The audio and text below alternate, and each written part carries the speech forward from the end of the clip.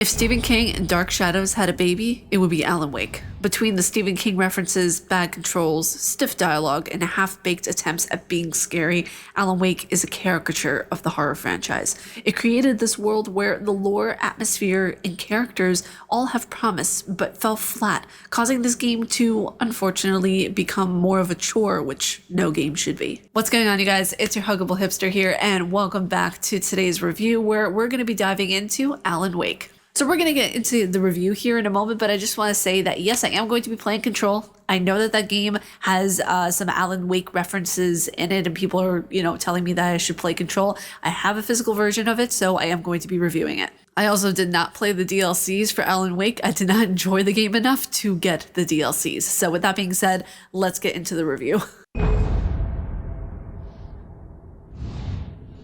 While incorporating promising themes that made me have a constant back and forth with this game, I had hope that this game would turn out great because everyone seemed to love it. The internet is no place for an unbiased discussion, which is why I don't rely heavily on the thoughts of others when it comes to games, but I digress. There's a lot of things that this game has to offer, but in small doses. There are genius one-liners, some great uses of psychological themes in terms of the dark versus the light mentality, and one of the more memorable characters, Barry. The notes also had this ambiatic feel to it that it was almost like listening to an audiobook, and I didn't want it to end.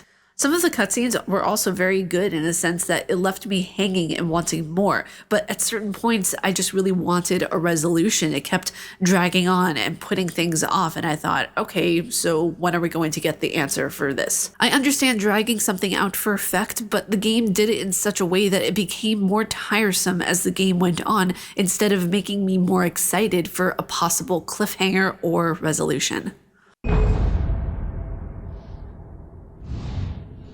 The story of Alan Wake is a mixture of confusing, intriguing, and very anticlimactic. Being that this game is a third-person action-adventure survival horror type of game, it really danced between like this fine line of trying to be its own thing, but also being very much in line with Stephen King. I could see that it was trying to be its own identity, but then defaulted back into being very Stephen King. The night casted a lingering shadow over the player, making the experience after the first chapter very surface level and not grounded in something that as a player I can connect with. There was nothing tethering me to the characters of Alan Wake. There was nothing that I felt any emotional attachment towards. Like normally when I play a game, I feel an emotional attachment towards at least one of the characters, and nothing. Like, I mean, Barry was the closest that I got to having really any emotional connection towards a character because he took me so off guard. I thought that he was going to be one of those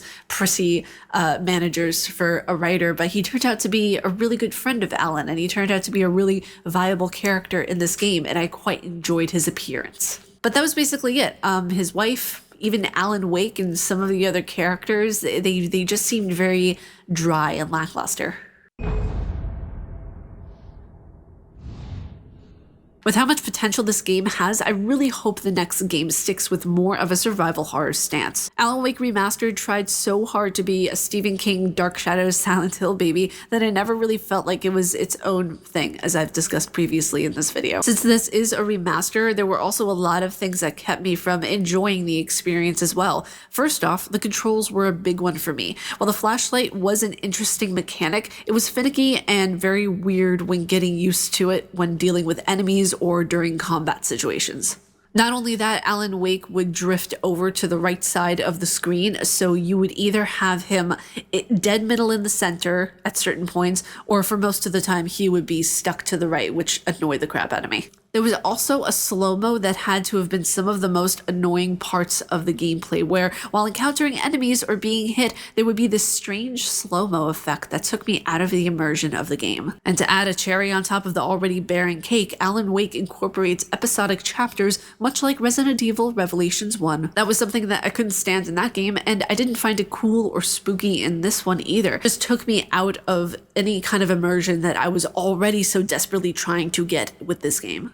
Now, with all this said and done, I would not recommend this game. If you don't like finicky controls and half-baked storylines, just don't play it.